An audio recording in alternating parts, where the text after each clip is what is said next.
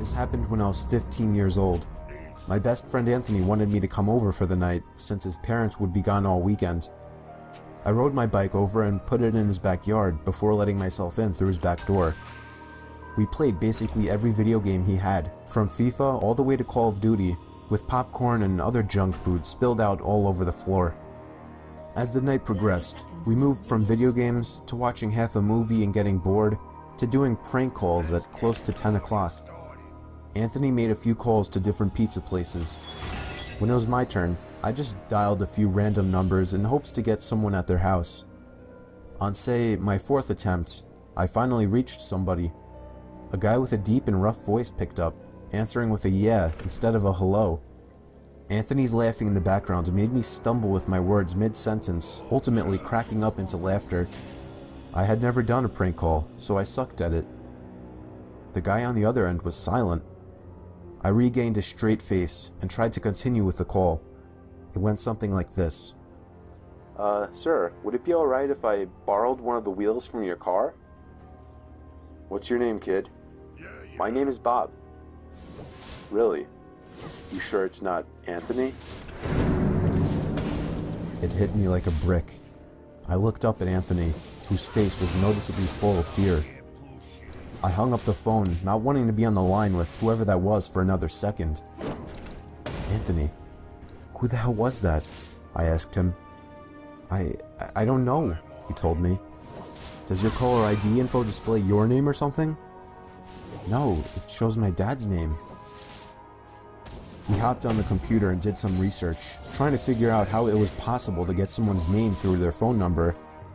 It didn't make sense how he could get Anthony's name so quickly. He was way too young at the time to be on any of those personal information sharing websites. We ended up asking a question on Yahoo Answers, since no one had a similar experience. The question turned up no answers. I suggested he call his dad, but he said he wasn't supposed to have anybody over for the weekend, so he didn't want to call. We planned on sleeping in the living room, so we just resumed watching the movie that we hadn't finished from earlier. Right after the phone call had left my mind, me and Anthony looked at each other when we heard his front storm door opening, and then the doorknob to the front door began to turn. It only was able to turn about halfway before the lock restricted it. Anthony turned off the TV, and I went over to the window to see who it was. I spread the blinds open. There was a tall guy standing outside. He noticed the blinds moving, and turned to look at me. I practically threw the blinds back into place. Me and Anthony hid in the kitchen, listening for any more noises. We heard the sound of the gate to the backyard opening, as it was right outside the kitchen window. God damn it, I said. I forgot to shut the back door. Anthony urged me to run and shut it. I made it to the hallway leading to his back door, and froze. There was a silhouette standing outside the back door. I don't think he noticed me, but he was surely looking into the house. He opened the door and stepped inside. I tiptoed to the kitchen and motioned for Anthony to follow me upstairs. We made it to his room as quietly as possible, pulling the door shut to avoid making any noise. We crawled under his bed. He had cloth covering the bottom of his bed, so you couldn't see anything under it unless you actually moved the cloth. The doors downstairs all opened, each one getting closer to the stairs. Thumps finally began up the stairs, and he was right outside the door now. The door to the room opened. I could hear Anthony's breathing. It was too loud. Footsteps moved over to the closet, and then the closet opened. I could hear the coat hangers being slid around as the fabric of the jackets and coats rubbed against each other. Footsteps moved over to the bed and stopped. I felt like my heart was about to explode out of my chest. Anthony's breathing was too loud. I had to cover his mouth with my hand. Nothing but silence in the room now. We laid still for so long, I almost thought he wasn't even in the room anymore. I moved my hand away from Anthony's mouth and whispered in his ear, "You think we can make a run for it?" He was about to answer when the most disturbing, memory-haunting scream I'd ever heard filled my ears as Anthony was seemingly dragged out from under the bed. I crawled out and saw him struggling with the man. I desperately looked around for anything to use as a weapon. I settled with the screwdriver sitting on his nightstand. I hurried over to the man and drove the screwdriver into his back. He let go of Anthony as he let out a scream of agony, giving us time to get the hell out of the house. Running onto the road would give away our position too easily. It would take too long to make it to his neighbor's house. We dove for the tree line in the woods and took cover behind a bush, watching the house. The back door opened as the man stepped outside, looking around the backyard. He then looked out to the woods. I felt his eyes pass me as he scanned through the tree line. It seemed that it was too dark for him to see us. Then, he turned his head back in our direction. I ducked behind the bush. "Joe, he's coming." "What?" "Dude, get up, we gotta run." He was right. The man was approaching us fast. How could he have seen us? We ran through the woods with the leaves crunching under us, giving away our position. When Anthony tripped over something, I crouched down with him, hoping we had run far enough. Not even 20 seconds later, oncoming footsteps from the direction we were running from came fast. They slowed down only 2 trees away from us, as we lay face down in the leaves. Moments later, the footsteps take off in another direction. We waited until we could no longer hear them, and took off back in the direction of the house. While running, over the sound of leaves crushing and my heavy breathing, I could swear I heard leaves crushing from behind us. We made it back to his backyard, into his house, and this time remembering to shut the back door. We were now able to call the police. Anthony stayed on the line with them, while I patrolled the back windows, making sure nobody was out there. It was so dark though, I couldn't see anything. So I did something that seems stupid today. I turned on his backyard lights, and immediately in the distance, over by the woods, I saw him, standing in front of a big tree. He turned off back into the woods and disappeared out of sight. That was the last time me or Anthony ever saw him. I would be lying if I told you we heard the occasional knocks at our windows or something cliche. No, that was it. 5 years have passed and nothing has happened. Do I wonder if it was somehow linked to the prank call? Maybe. Does it make sense? Not really. But yeah, this was the story of how me and my still best friend Anthony almost died during a break-in.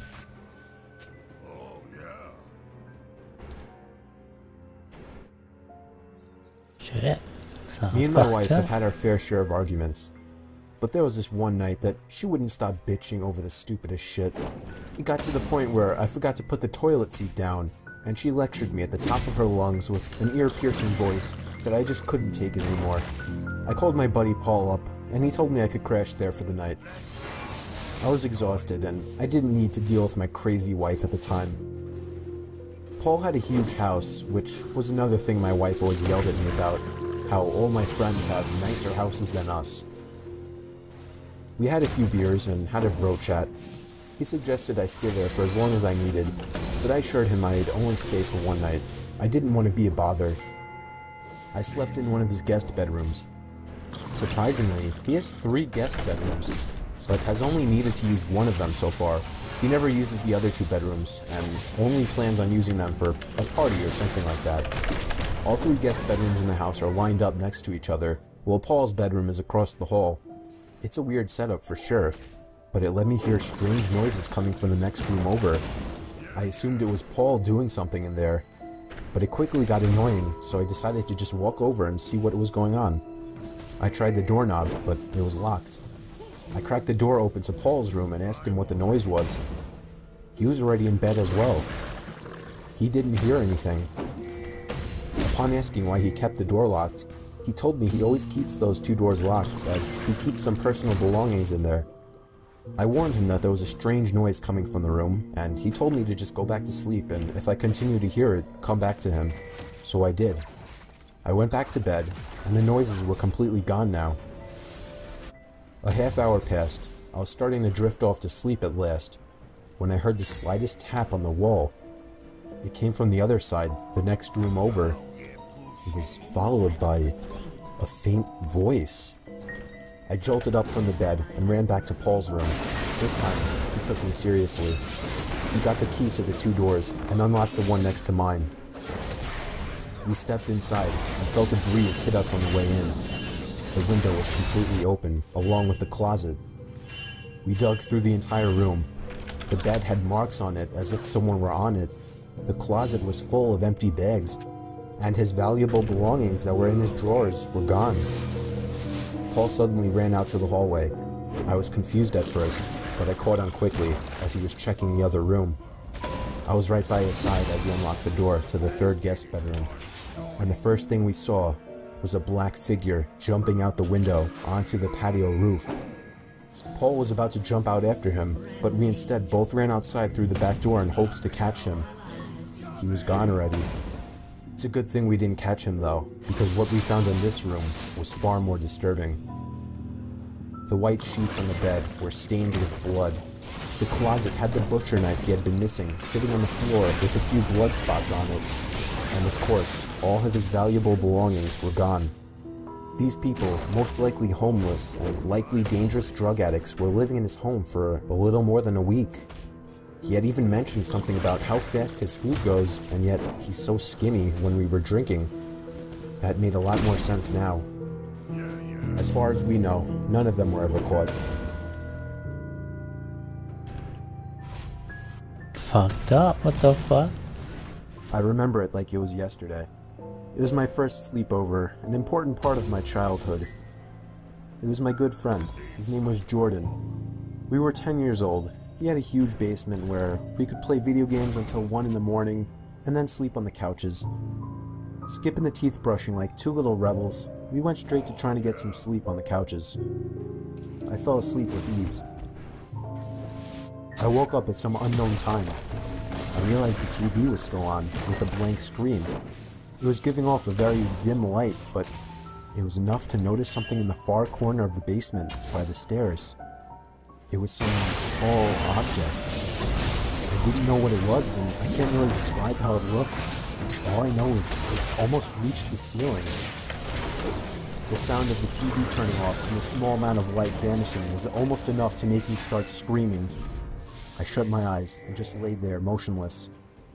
I don't even remember falling back asleep. All I remember is waking up to a sudden and horrid screaming coming from upstairs.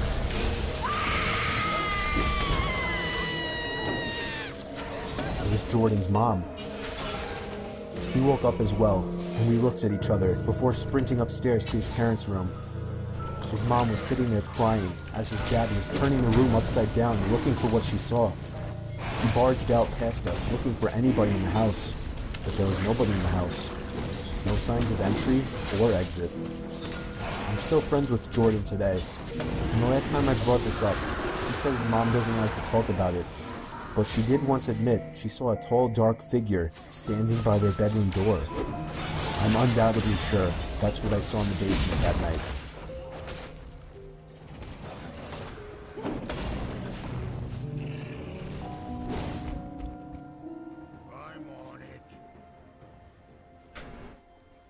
No, I wasn't even listening.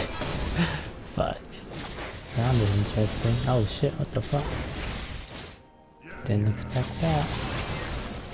There was this time long ago that I was in charge of watching my cousin and his 4 friends while they slept over. I think she has Ignite to kill My uncle me. was paying me $100 to watch them for the night. All I did was play video games with a bunch of 10-year-olds for most of the night. I thought it would be the easiest $100 I ever made, but things took a huge turn for the worse when I heard footsteps coming from upstairs. We were in the basement still playing video games. 2 of the kids also heard the sounds. I counted 5 kids sitting on the couches, and neither my aunt or uncle were supposed to be home that night. I swallowed my gum when I realized the basement door was wide open. I told them to stay there while I ran upstairs to shut the door.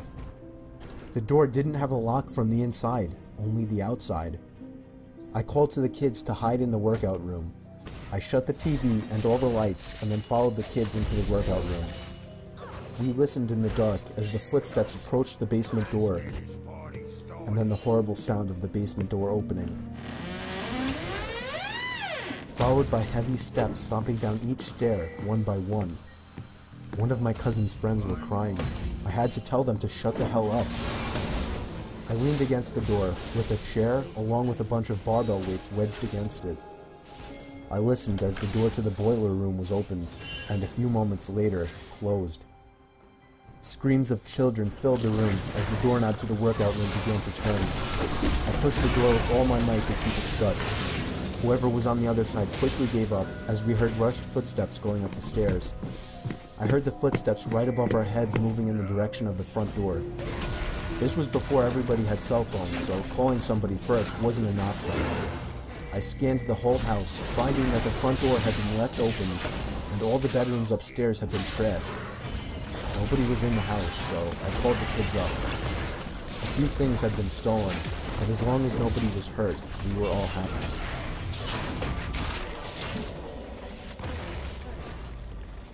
It was during a blizzard in Valley Stream. I was getting paid $250 to watch some couple's kid while they went away for the weekend. His name was Matthew. This took place on the first night, which was a Friday night. Matthew was already supposedly asleep, while I was in the living room watching a movie. I got a knock at the door, and looked at the clock. It was close to midnight. There was no way I was opening it. Not even 10 seconds later, I heard the sound of 2 or 3 men angrily banging on the door, telling me to open up. I felt like my heart was about to stop. I took a peek through the blinds, and there was somebody standing right on the other side of the window. I fell back in fear, and after managing to get back on my feet, I ran to the kitchen phone first thing to call the police. They said because of the weather, it could take a while for an officer to get here. I was told to take the child and hide somewhere until an officer arrived. They wanted to keep me on the line, but I wasn't thinking clearly in the heat of the moment and hung up. However, it wasn't until I ran through the living room that I realized the banging had stopped. I took a second peek through the living room window.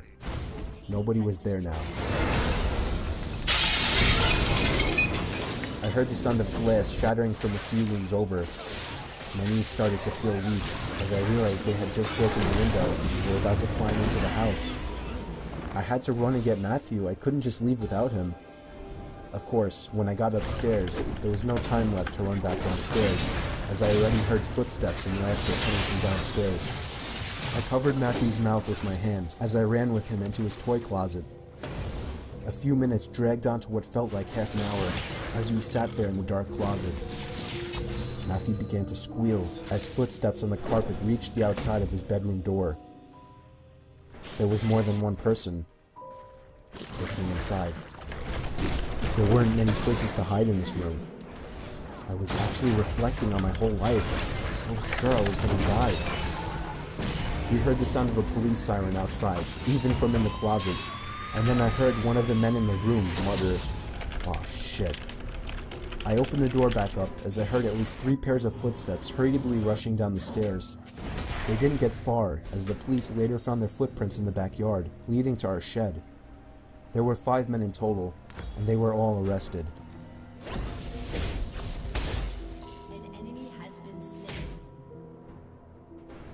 I was 15 years old, still babysitting since I couldn't get a real job. This was by far the most horrifying experience of my life. Me and this kid I was babysitting, his name was Mike, were taking a walk with his dog through the woods in his backyard. His dog stopped, ears pointed up straight, and paw in the air. The dog started barking, pulling, and going crazy. He noticed something, and we were nervous that it was a black bear, so I told Mike to turn around and walk back to the house. I struggled to pull the dog in the other direction, and then I noticed what he was barking at. Beyond a big tree was some guy just standing there, staring up at me. I yelled out, asking to him if he needed something, and with that, he turned around and walked off. I was genuinely freaked the fuck out.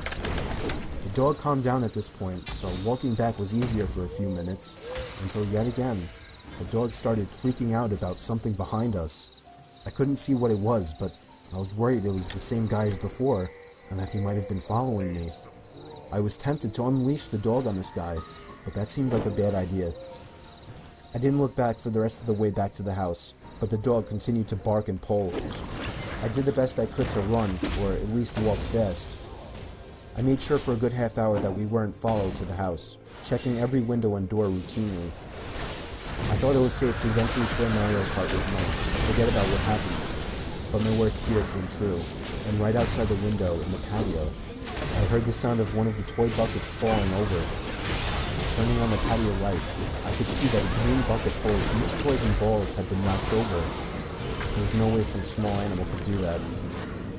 The dog was once again going crazy, barking at something. I told Mike to get me his dad's hunting rifle.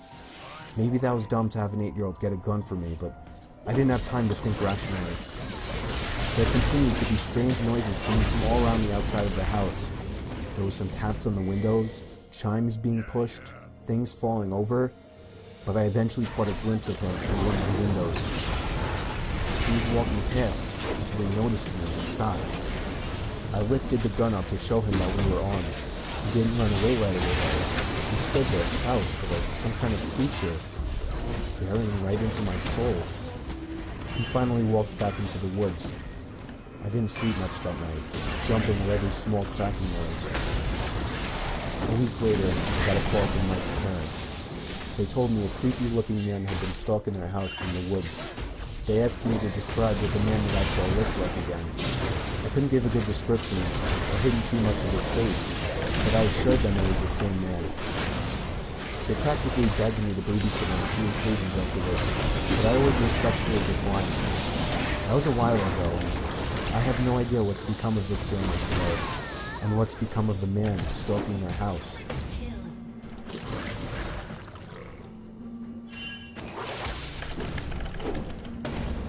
I would frequently babysit back between the ages of 15 and 18. I lived close to a relatively wealthy area, where people were more generous in terms of pay. There was never a shortage of need for babysitters either, so I made a decent amount of money. I've definitely had to take care of some stranger kids, but this one takes the prize. Right from the moment I met Michael, he seemed really quiet and weird. He was 12 years old too, which some might argue is more than old enough to be home alone, but maybe not overnight. They needed me to stay overnight. His parents told me he could be a bit strange sometimes and may need some extra attention. I didn't really need to do much though. In the room that I would be sleeping in was a huge toy closet, big enough to fit a big Lego play table with a bunch of Legos and other toys sitting on top of it. Michael was up there for most of his time building with Legos and other toys. I didn't really spy on him too much, I just let him do his own thing. But I heard him constantly talking in there, as if someone were with him, not play talking. I could only assume he had some kind of problems, and that's what his parents were hinting at. He came down eventually to eat some of the leftovers in the fridge, but then went right back up to his closet. It wasn't until I finally told him it was time to go to sleep that he left the closet. I just wanted to go to sleep myself. Sometime in the middle of the night, I woke up to sounds coming from the closet. Sounds of toys, like Legos. I called out to Michael to go to sleep. The sound stopped. The light wasn't on in the closet, so I was confused as to how the hell he could be playing in the dark. I went over to open the closet and turn the light on. Michael didn't seem to be in there. I dismissed the noises. I wasn't a paranoid person. I fell back asleep. I'd say an hour later, I woke up to partial brightness in the room. The closet light was on, but the door was shut. I called Michael's name again. I was pissed now.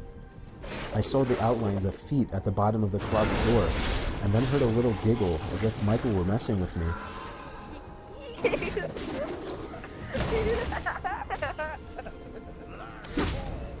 I knew he was in there now. I marched over and threw open the door, and literally fell back in horror when nobody at all was in there.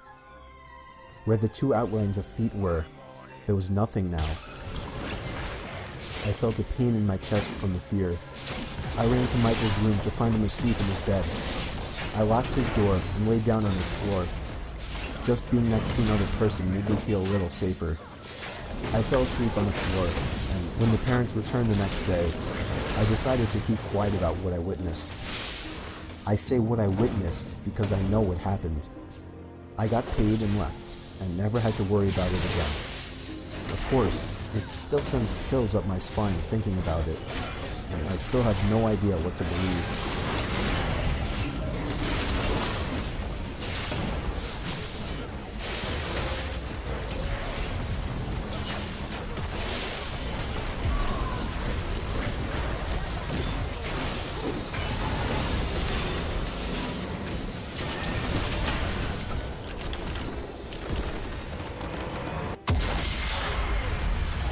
Damn, I can't believe that I story was the lasted only the one whole home. game. I don't even know what he said the whole damn time. All game, I was focused as hell.